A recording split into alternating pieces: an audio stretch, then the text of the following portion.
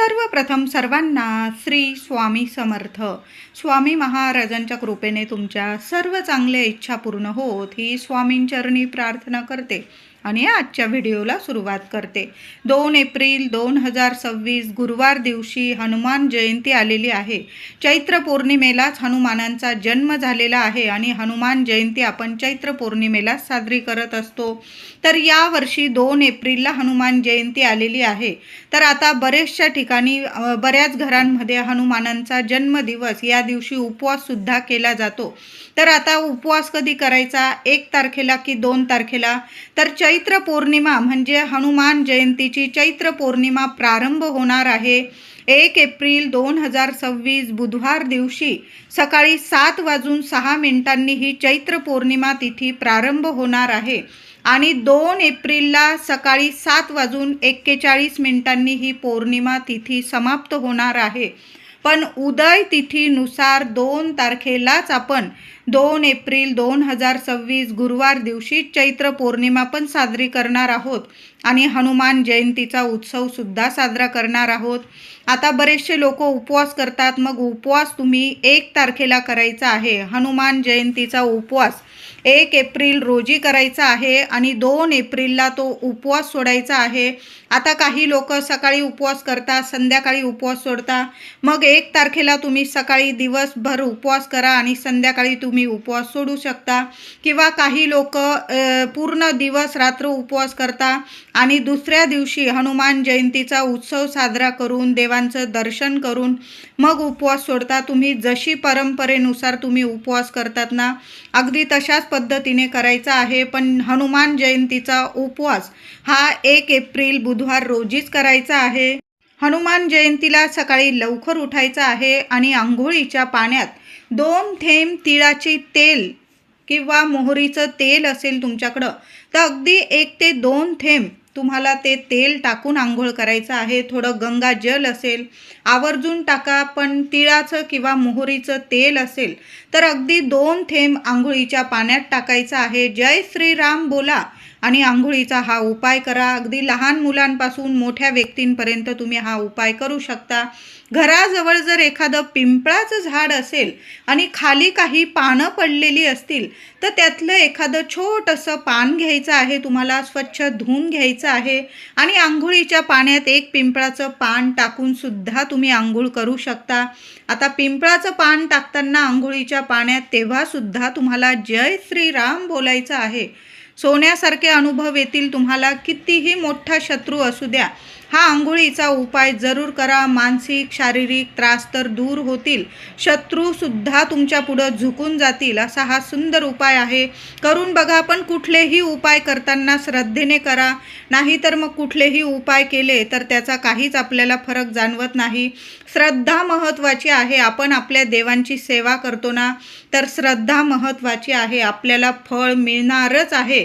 ह्या हेतूने ह्या श्रद्धेने जरूर करा. आपला देव आहे, आपल्याला कधीच खाली हात ठेवणार नाही आणि आपली कायम आपल्या पाठीशी आपले देव कायम राहणार. ह्याच हेतूने कुठलीही सेवा पूजा करताना उपाय तापाय करताना श्रद्धेने करा.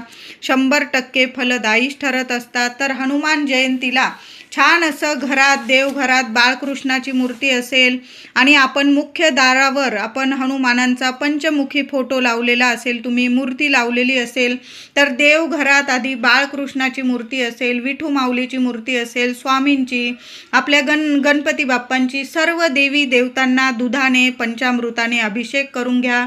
देवघरात छान देवांची स्थापना करून घ्यायची आहे. आधी 1 अखंड दिवा हनुमान जयंतीला लावून द्यायचा आहे आणि त्या दिव्यात तुम्हाला 1 कापराचा तुकडा आणि 2 लवंग टाकायचा आहे.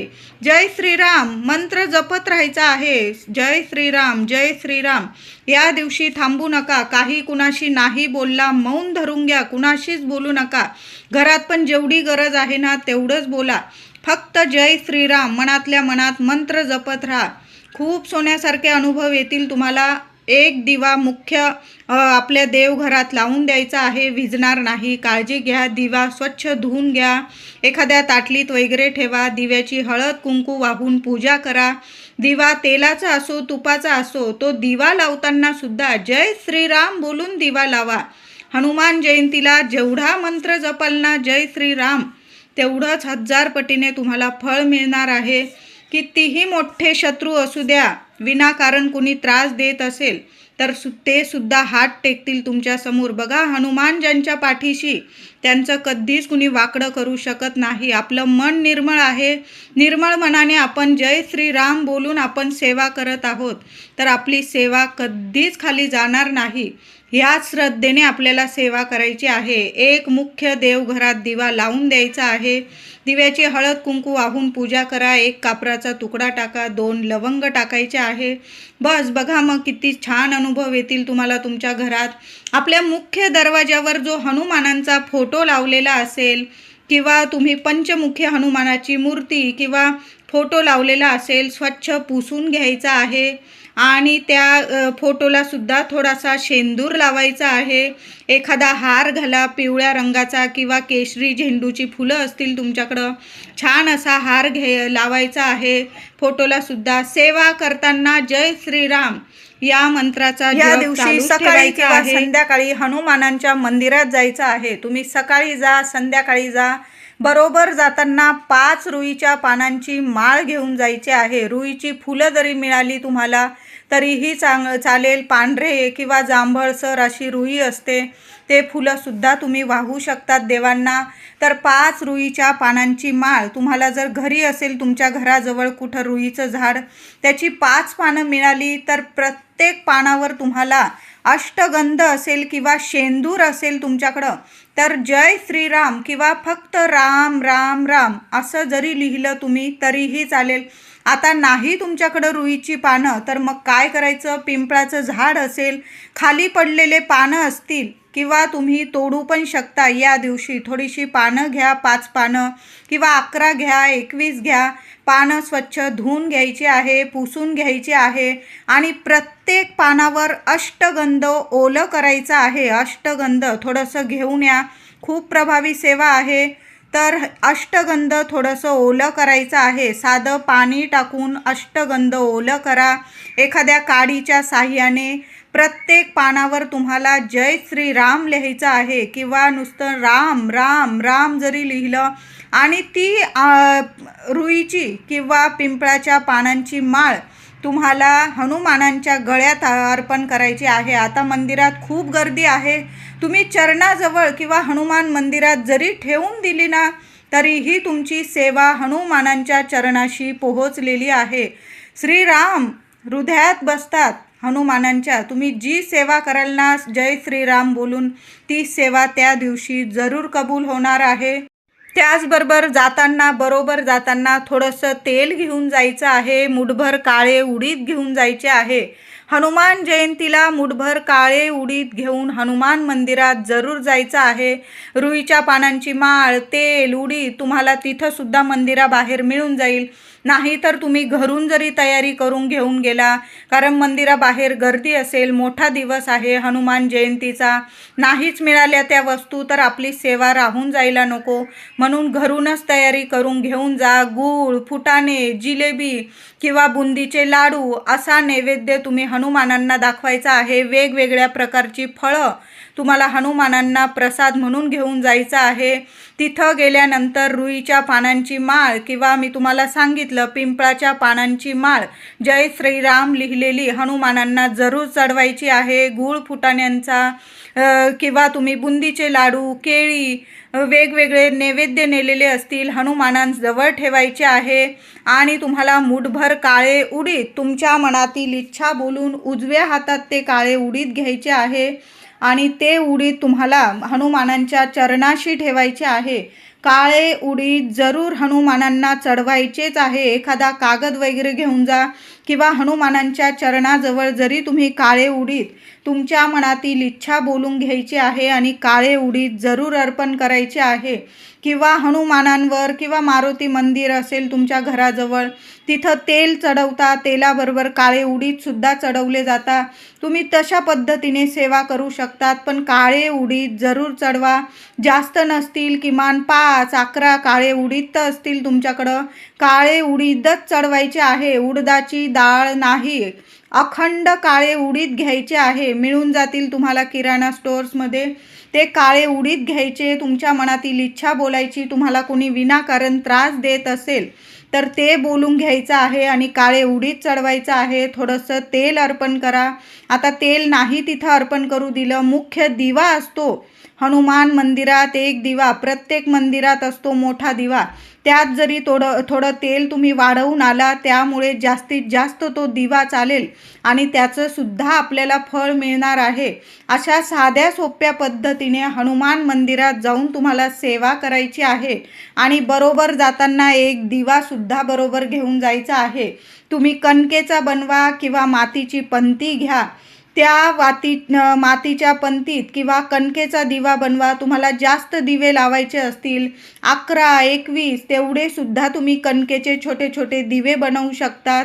कणकेचे दिवे किंवा मातीच्या पंत्या घेऊन तुम्ही मंदिरात जायचं आहे बरोबर जाताना. म्हणूनच मी सांगत आहे की तयारी आदल्याच दिवशी करून ठेवा, म्हणजे मंदिरात जाताना आपल्याला शांततेत सेवा करता येईल. किंवा तुम्हाला कणकेचा एकच दिवा लावायचा तर तुम्ही चौमुखीसुद्धा दिवा कणकेचा लावू शकता. थोडंसं कणिक मळून घ्या, काहीही टाकू नका, ना हळद ना मीठ ना काही, फक्त पाण्याने थोडीशी कणिक मळून घ्यायचं आहे. त्याला 4 मुखी दिवा बनवून घ्यायचा आहे. जसा बनेल तसा तुम्ही तो दिवा घेऊन मंदिरात जायचा आहे. 4 दुहेरी वाती टाकायच्या आहे. त्यात जे तेल असेल देवांच्या दिव्यांसाठी, अगदी असं नाही की तिळाचंच पाहिजे, मोहरीचंच पाहिजे, असेल तर आवर्जून तिळाचंच तेल टाका, मोहरीचंच टाका. आता सगळ्यांकडं नसेल, जे देवांच्या दिव्यांसाठी तेल वापरतात महिलांनो, दादांनो, तुम्ही ते तेल जरी त्या दिव्यात टाकलं तरीही चालेल. चौमुखी दिवा घ्या. आता नाही चौमुखी, एक तरी कणकेचा दिवा बनवा. नाही कणकेचा दिवा बनवता आला पण एक मातीची पंती घेऊन तरी हनुमान मंदिरात जरूर जायचं आहे. एखाद्या कोपऱ्याला लावायचा आहे हा दिवा. आपल्यामुळे कुणाला त्रास होणार नाही याची काळजी घ्यायची आहे. आणि तो दिवा लावताना मनात जी इच्छा असेल ना, हृदयाजवळ हात ठेवा, उजवा हात तुमचा. तुम्हाला हनुमानांना जी प्रार्थना करायची आहे ती बोलून घ्या. जय श्रीराम, जय श्रीराम किमान 11 वेळा तरी मंत्र जपा हनुमानांसमोर आणि जय श्रीराम बोलून हनुमानांजवळ तो दिवा प्रज्वलित करून यायचा आहे. 100 नाही 1000% सांगते, तुम्ही खाली हात घरी येणार नाही. हनुमान जयंतीचा मोठा दिवस आहे आणि जय श्रीराम बोलून जी व्यक्ती हनुमान मंदिरात दिवा लावते ती व्यक्ती खाली हात घरी येत नाही. कितीही मोठं संकट असू द्या, त्यातून क्षणात मार्ग साक्षात जय श्रीराम जरूर काढतील आणि हनुमान तर आपल्या पाठीशी आहेच कायम. कितीही मोठा शत्रू असू द्या, कुठली बाधा असू द्या, आरोग्य नीट नाही, घरात विनाकारण तुम्हाला खूप त्रास आहे, लक्ष्मी टिकत नाही, तर हा उपाय जरूर सर्वांनी करायचा आहे. लक्ष्मी नारायण तुमच्यावर खूप प्रसन्न होतील. कारण सर्वांनाच माहीत आहे श्रीराम म्हणजे साक्षात भगवान विष्णू आणि माता सीता म्हणजे माता लक्ष्मी आहे. जय श्रीराम बोलून हनुमानांच्या जवळ एक दिवा जरूर लावून द्या. जरासं कोपऱ्याला लावा, म्हणजे आपल्या दिव्यामुळे कुणाला त्रास होणार नाही, पण दिवा जरूर लावायचा आहे. आता तुमच्या घरात ज्या व्यक्तीला त्रास आहे त्या व्यक्तीने जरी तो दिवा प्रज्वलित केला ना, सोन्याहून पिवळं, किंवा आई वडिलांनी सुद्धा ही सेवा करू शकता. किंवा महिलांना त्रास आहे, दादांनी सेवा करा. दादांना त्रास आहे, महिलांनी सेवा करा. घरातल्या कुटुंबातल्या एका व्यक्तीने जरी ही सेवा केली ना तरीही चालेल. ज्यांचं आरोग्य नीट नाही, काही बाधा आहे, आजारपण आहे, त्या व्यक्तीने स्वतः जाता आलं मंदिरात आणि सेवा करता आली, दिवा प्रज्वलित करता आला तर आवर्जून सेवा करा. देवांना नैवेद्य दाखवा. देवांना एक दिवा देवांजवळ लावून यायचा आहे. थोडे काळे उडीद अर्पण करा, थोडं तेल अर्पण करा. आवर्जून ही सेवा करा. आता हनुमान मंदिरातून खाली हात घरी यायचं नाही, कुणीच यायचं नाही. तर काय करायचं, हनुमान मंदिरातून घरी येताना थोडासा चरणाजवळील, हनुमानांच्या चरणाजवळील किंवा हृदयाजवळील अगदी बोटभर शेंदूर घरी घेऊन यायचा आहे. तुम्हाला तिथंच कपाळी लावता आला तर स्वतःच्या कपाळी लावा, लेकरा बाळांना लावा आणि थोडासा बोटभर शेंदूर तुम्हाला घरी आणायचा आहे. घरात शिरण्या अगोदर आपल्या मुख्य प्रवेशद्वारावर जय श्रीराम बोलून तो शेंदूर लावायचा आहे. कधीच तुमच्या घराला कुणाची काळी नजर लागणार नाही. कधीच कुठला शत्रू तुमच्या केसाला धक्का लावू शकणार नाही. खूप सोन्यासारखा उपाय आहे. ही सेवा आहे, साक्षात श्रीरामांची सेवा आहे, हनुमानांची सेवा आहे. थोडासा बोटभर शेंदूर आपल्या मुख्य प्रवेशद्वारावर हनुमान जयंतीला जरूर लावायचा आहे. ज्या व्यक्तीचं आरोग्य नीट नाही, कुठली बाधा आहे, ती व्यक्ती नाही बोलली ना शेंदूर लावायला, तरी पण त्या व्यक्तीला सुद्धा तुम्ही थोडासा जय श्रीराम बोलून हनुमानांच्या चरणाजवळील किंवा हृदयाजवळील बोटभर शेंदूर लावा. ज्या व्यक्तीला आरोग्य नीट नाही, त्या व्यक्तीला सुद्धा लावा. क्षणात चांगले अनुभव यायला लागतील तुम्हाला. त्या व्यक्तीला औषधाला गुण यायला लागेल, त्याची प्रकृती चांगली सुधारायला लागेल. हे उपाय तर आवर्जून या दिवशी करायचेच आहे. सेवा म्हणजे आपण मंदिरात सुद्धा करू शकता. मंदिरात जर जागा असेल बसायला तर एक वेळा हनुमान चालीसा पठण करायची आहे, एक वेळा मारुती स्तोत्र पठण करा, एक वेळा तुम्हाला श्रीराम रक्षा पठण करायचं आहे. खूप सुंदर सेवा आहे, अनुभव सिद्ध सेवा आहे. मंदिरात बसून करता आली तर आवर्जून करा. नाही जमलं हनुमानांचं दर्शन वगैरे करून या सर्वांनी. आणि घरी जरी सकाळी किंवा संध्याकाळी आसन घेऊन बसा, दिवा अगरबत्ती लावून घ्यायची. अगरबत्तीची रक्षा एखाद्या ताटलीत पडेल अशा पद्धतीने तुम्हाला अगरबत्तीचा स्टँड ठेवायचा आहे. आणि तुम्हाला हनुमान चालीसा 11 वेळा पठण करायचं असेल 11 वेळा पठण करा.